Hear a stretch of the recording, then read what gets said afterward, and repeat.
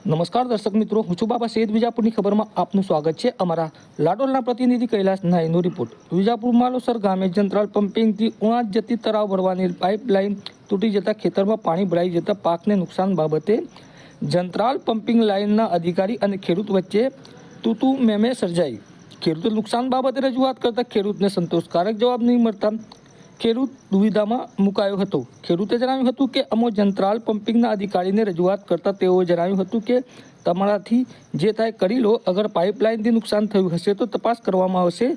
જે નુકસાન થયેલ હશે તેની ભરપાઈ કરાશે. જોકે ખેડૂતે હાલમાં પાણી શોષાઈ ગયું હોવાનું ટેલિફોનિક જણાવ્યું હતું. ખેડૂતે નુકસાનના રકમ 3 થી 4 લાખ બતાવે છે. જ્યારે આ બાબતે અધિકારી જંત્રાલ પમ્પિંગને ટેલિફોનિક પૂછતા જણાવ્યું હતું કે મેં કોઈ ઉદ્ધતાઈ કરી નથી. ઉલટા તેઓએ મને ન બોલાય તેવા બોલ્યા.